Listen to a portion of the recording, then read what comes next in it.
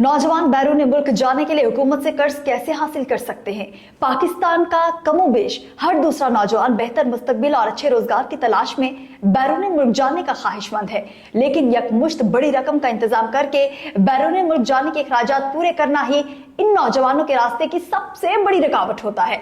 बहुत से देही इलाकों में तो नौजवान वालिदैन को अपनी जमीन बेचने पर मजबूर करके लाखों रुपए एजेंटों को देकर गैर कानूनी तरीके से बैरून मुल्क रवाना होते हैं और इनमें कुछ कामयाब, कुछ नाकाम हो जाते हैं और कुछ तो हादसात की भेंट चढ़ जाते हैं। कई तालीम याफ्ता या हुनरमंद नौजवान ऐसे भी होते हैं जो बैरून मुल्क जाकर अच्छी मुलाजमत के जरिए अपने खानदान का सहारा बनना चाहते हैं, लेकिन उनके पास ना जमीन होती है कि उसे फरोख्त करके इब्तदाई खर्चात पूरे किए जा सकें और ना ही कोई और वसाइल जो वीजा फीस, हवाई टिकट, पेशा वराना तरबियत और इब्तदाई रिहाइश जैसे खर्चात के लिए इस्तेमाल किया जा सके।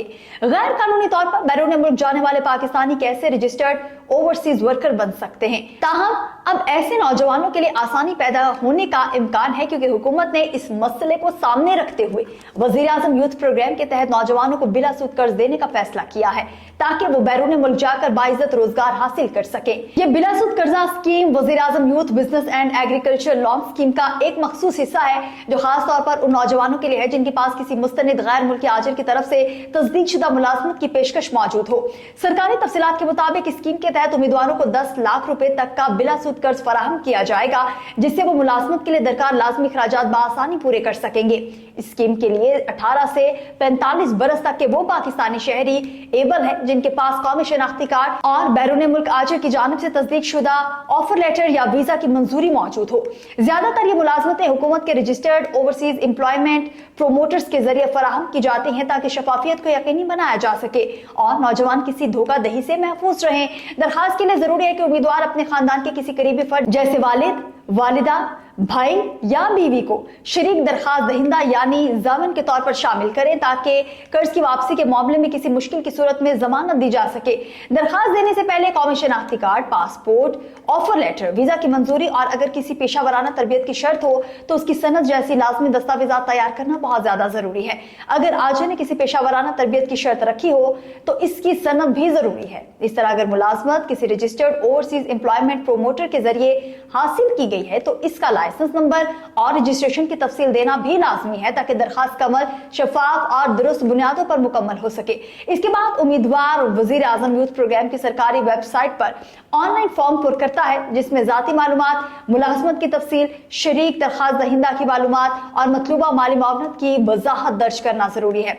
कर्ज 8 साल तक वापस करने की सहूलत। दरखास्त बैंक तक पहुंचने के बाद नेशनल बैंक और दीगर शराकतदार बैंक इसका जायजा लेते हैं और अगर सब कुछ दुरुस्त हो तो कर्ज की मंजूरी दे दी जाती है। कर्ज की रकम बराह रास्त उम्मीदवार मुतालिका तरबियती इदारे या ओवरसीज एजेंसी को मुंतकिल की जाती है ताकि रकम असल मकसद के लिए ही इस्तेमाल हो। कर्ज की वापसी 5 से 8 बरस में आसान माहाना इकसात के जरिए ही की जाती है, जबकि अक्सर दरखास्त दहिंदगान को बैरून मुल्क जाकर मुलाजमत के आगाज के बाद किस्तों की अदायगी शुरू करने के लिए रियायती मुद्दत भी दिया जाता है ताकि वो माली तौर पर संभल सकें और आसानी से कर्ज लौटा सके। ऑनलाइन और मैनुअल तरीके से दरखास्त वसूली।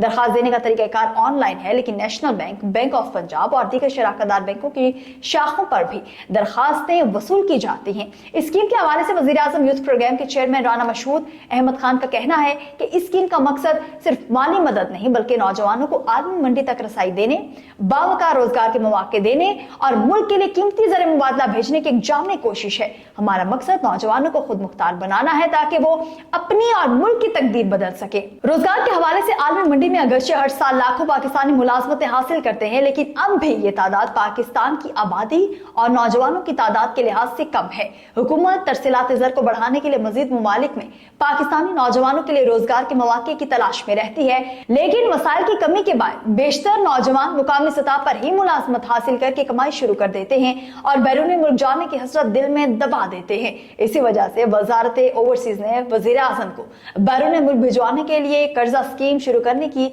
सिफारिश की थी। इस हवाले से वजारत ओवरसीज पाकिस्तानी के हुकाम का कहना है कि नौजवानों के बैरून मुल्क जाने की सबसे बड़ी रुकावट माली वसाइल की कमी थी और ये स्कीम उनके लिए बाइज्जत और महफूज मुतबादिल फराहम कर रही है ताकि वो गैर रस्मी और गैर कानूनी कर्ज देने वालों के चुंगल में ना फंसे।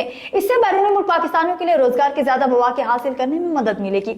वजारत के हुकाम का मजीद कहना है कि बिलासूद कर्ज स्कीम न सिर्फ बैरून मुल्क जाने के ख्वाहिशमंद नौजवानों के ख्वाबों को हकीकत में बदलने का मौका है, बल्कि पाकिस्तान की मईशत को मजबूत बनाने की समत में भी एक अमली कदम है।